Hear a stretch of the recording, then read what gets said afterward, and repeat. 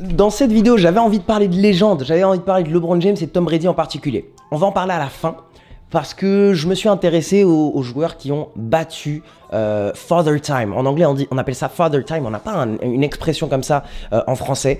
On parle de la vieillesse. On va parler des athlètes qui ont battu la vieillesse aujourd'hui. C'est vachement intéressant. On va faire un petit focus sur LeBron James et Tom Brady à la fin, donc reste bien. Et donc voilà, pensez à mettre un pouce bleu et on est parti.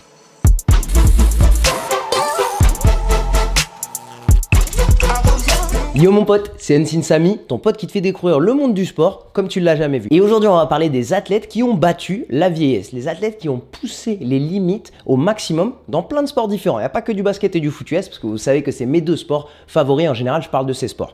Mais je parle d'autres sports aussi aujourd'hui. Bon, je peux quand même commencer en NFL, ma ligue préférée, et je tiens à vous parler d'un quarterback qui a poussé les limites, parce qu'on va parler de Tom Brady à la fin, mais je tiens à vous parler de George Blanda. George Blanda, il a joué en NFL, et il a fait une très belle carrière qui a duré 26 ans. En finissant sa carrière en 1976, George Blanda a inscrit le plus de points à ce moment-là en NFL pour un joueur, avec 2002 points. En tant que quarterback, il a inscrit 230 touchdowns à la passe, 9 touchdowns à la course, mais aussi à ce moment-là, les joueurs jouaient plusieurs positions. Il était aussi kicker, il avait mis 943 coups de pied de conversion et 335 field goals. Il avait aussi recouvert 23 fumbles, alors ça je sais pas comment il a fait. Et lors de son dernier match, Papy George Blanda, à 48 ans, a planté un field goal de 41 yards. Ça, c'est absolument ouf pour moi. On va du côté de la NBA pour le monsieur qu'on appelle Slim ou alors qu'on appelle The Chief. Je parle de Robert Parrish du côté des Celtics.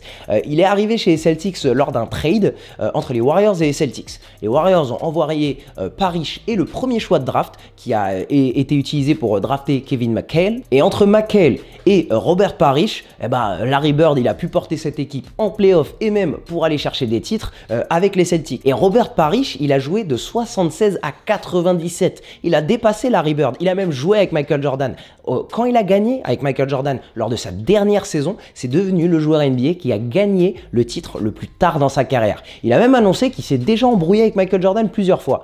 Pendant des entraînements, quand il faisait des mauvaises actions, Michael Jordan l'insultait comme il insultait absolument tous ses coéquipiers parce qu'on connaît Michael Jordan.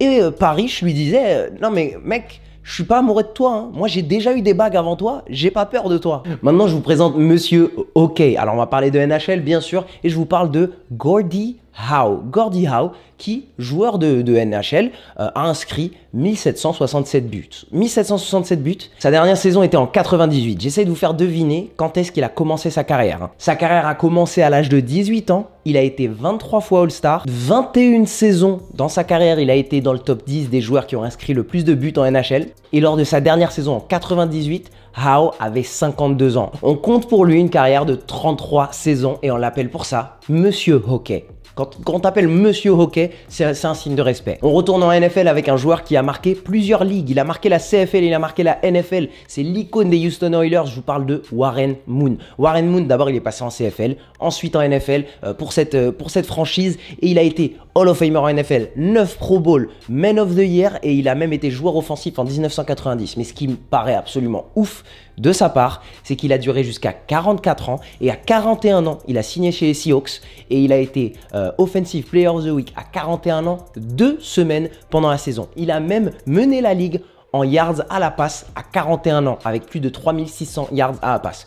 Bon, ça date parce que je sais que 3600 yards en ce moment en NFL, c'est facile. Donc sur cette année à 41 ans, c'est 3600 yards, 25 touchdowns, 7 interceptions. Il a gagné 7 matchs, mais il en a aussi perdu 7. Alors je sais pas si c'est une réussite ou alors un échec. On continue avec les grands NBA. En général, c'est les grands qui durent longtemps en NBA. Dikembe Mutombo qui a duré jusqu'à l'âge de 40 ans, jusqu'en 2007 pour Dikembe. Je tiens à lui donner un gros shout-out à lui parce que lui, en 2007, le 2 mars, à l'âge de 40 ans, il a fait une performance à 22 rebonds. C'est la première performance historique en NBA d'une personne qui a 40 ans qui prend 20 rebonds. Absolument dingue de la part du pivot. Il jouait chez les Rockets à ce moment-là et il voyait pas mal de vieux partir à la retraite. Et il a vu les jeunes arriver chez les Rockets et il s'est senti, il s'est dit que il a encore un peu de jus et il a tenu et c'est génial d'avoir vu ce record. Lors de sa dernière saison, on est à 6 rebonds par match pour Mutombo et 1,1 bloc par match quand même, ça restait une présence défensive. Maintenant, parlons du joueur qui a été le plus vieux à jouer en MLB. Et il a une histoire passionnante, je trouve que c'est absolument hyper intéressant de parler de son sujet parce qu'il y a une vraie histoire de passion avec lui.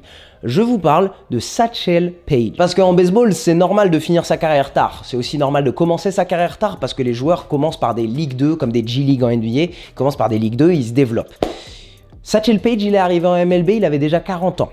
Le double de l'âge de certains rookies en NBA. Rien que de parler de la patience d'être dans les ligues mineures et de continuer à bosser pour espérer avoir sa chance en ligue professionnelle avec la MLB jusqu'à 40 ans, je trouve ça absolument impressionnant d'avoir la passion et la patience. Et Satchel Paige, il a joué quelques années en MLB pour ensuite être relégué en ligue mineure parce qu'il était peut-être vieux, peut-être qu'il n'était pas assez performant, je connais pas assez son histoire pour vous en parler de ça. Mais tout ce que je sais, c'est qu'il a continué à bosser en ligue mineure à 44 ans, 45 ans, 46 ans, et il a laissé les années tourner, et il était là, et il bossait, et il bossait, et il a eu un jour sa chance de jouer un match en Ligue majeure où il a été appelé. 12 années après la fin de sa carrière en MLB, il est revenu enfin dans la Ligue Pro. À l'âge de 58 ans, il a remis les pieds sur le terrain pour pitcher et il a été très bon sur un seul match et il a parlé vraiment de sa passion, de sa patience et qu'il a vraiment oublié le concept d'âge pendant qu'il était en train de se repréparer à avoir une chance d'aller en MLB. Je trouve ça absolument passionnant de voir un joueur qui a jamais perdu sa passion et jamais perdu la patience d'atteindre sa Ligue Pro.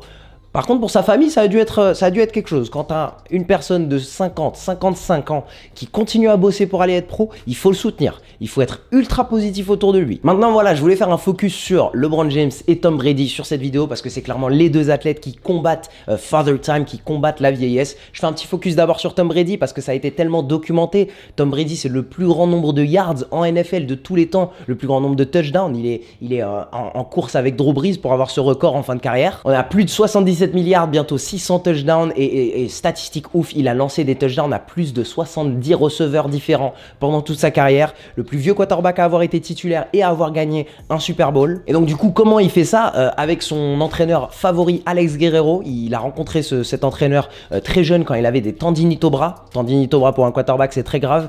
Alex Guerrero qui a de l'expérience dans la médecine chinoise, lui a un petit peu appris le système de pliabilité, lui a appris l'importance des massages et de baisser les inflammations sur les muscles. Et il ne jure que par ça maintenant Tom Brady, qui a sorti son propre livre, la méthode TB12. Et il est déjà en train de vendre ses programmes et il prépare bien sa post-carrière Tom Brady parce que je pense qu'il va pouvoir créer vraiment un culte autour de sa manière de voir le fitness. On le voit beaucoup travailler la stabilité abdominale, on le voit travailler avec beaucoup de bandes de résistance, on le voit surtout travailler sur, donc il dit la pliabilité, des charges légères, beaucoup de squats, beaucoup de fentes, beaucoup de force abdominale. Et dans son livre, il parle beaucoup aussi de nutrition parce que même lui, il y a quelques légumes qu'il ne touche même pas, quelques fruits et légumes qu'il ne touche même pas. On sait qu'il n'est absolument pas fan des fraises, il ne touche pas les champignons, les tomates et les poivrons parce que c'est des aliments qui, selon lui, créent des inflammations. Alors, je suis pas diététicien ni nutritionniste, je sais pas.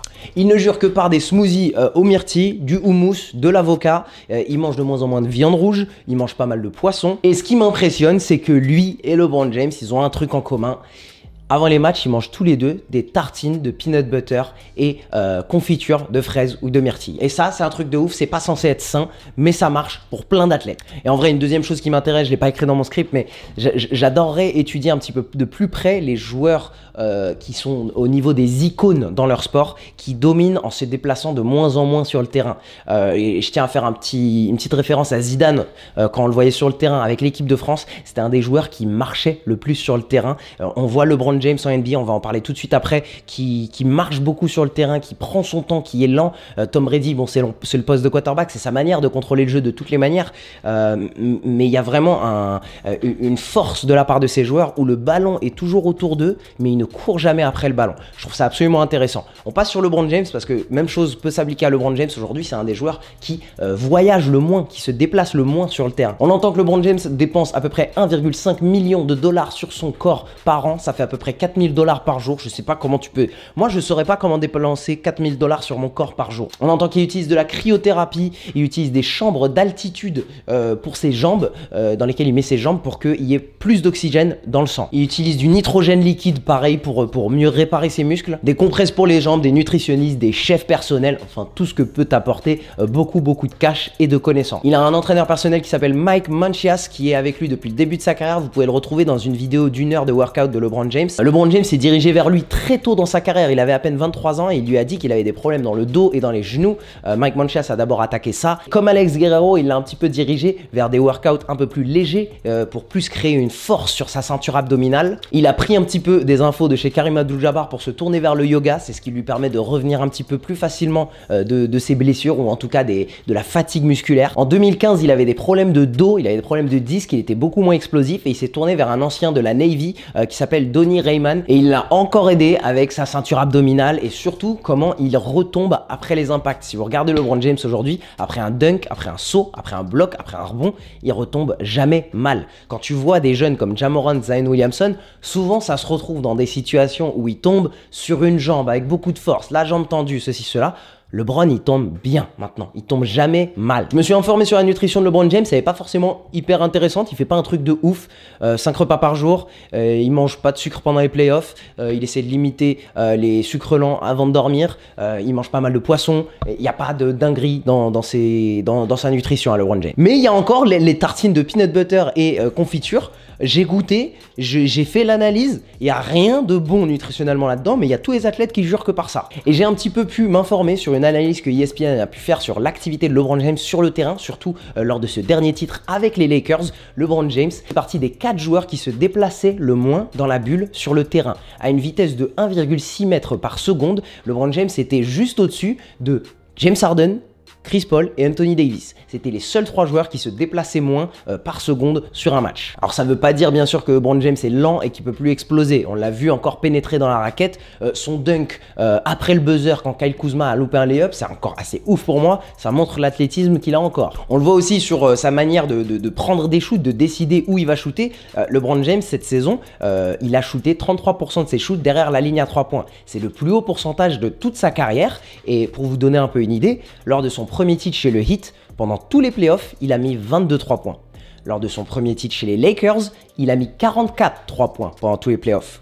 Le double du coup. Du coup, il économise beaucoup plus d'énergie parce que ça prend moins d'énergie d'aller pénétrer dans la raquette. Donc, son nombre de pénétrations baisse. C'est le nombre de coups qu'il prend en moins. C'est des sauts contestés qu'il prend en moins. Et ces chiffres, ils sont là. Rien que pendant la saison 2018, LeBron James pénétrait jusqu'à 24 fois par match. Cette année, pendant la bulle NBA, il a pénétré seulement 16 fois par match en moyenne. C'est excellent pour sa récupération. Des shoots à 3 points, ça oblige l'équipe d'en face à respecter son shoot. Les pénétrations sont plus simples, mais elles sont encore plus rares.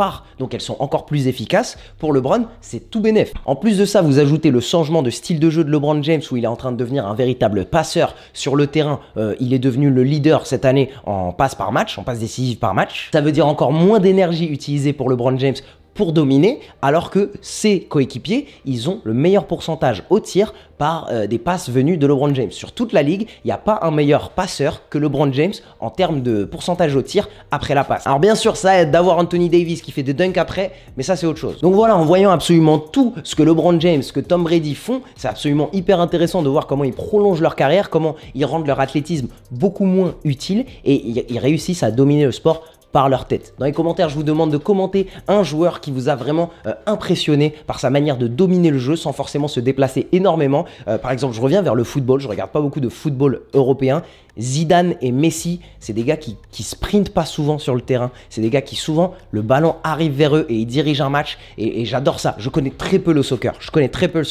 Mais en voyant Zidane sur ses derniers matchs, je voyais, ok, ce mec, le match tourne autour de lui. Je sais pas ce qui se passe, mais ce mec, le match tourne autour de lui. Donc je trouve ça absolument intéressant. J'aimerais un peu plus étudier les joueurs dans leur vieillesse, comment ils abordent le jeu. On sait que LeBron James connaît absolument tous les cahiers de jeu offensifs, défensifs de toutes les équipes. Pareil pour Tom Brady, tu peux pas lui montrer quelque chose qu'il n'a pas déjà vu. Alors même s'il est un peu moins bon, que son bras est un peu moins puissant, il continue à être un des meilleurs quarterbacks de la ligue pour les Buccaneers aujourd'hui. En tout cas l'équipe, c'était une vidéo un petit peu pour regarder les athlètes qui ont poussé les limites de la vieillesse. J'espère que vous avez kiffé. Pensez à mettre un pouce bleu si vous avez kiffé. Si vous êtes encore là, pensez à vous abonner, mettre la cloche pour louper aucune autre de mes vidéos. Et surtout, prenez soin de vous. Prenez soin de vous et surtout, gardez l'œil bien ouvert.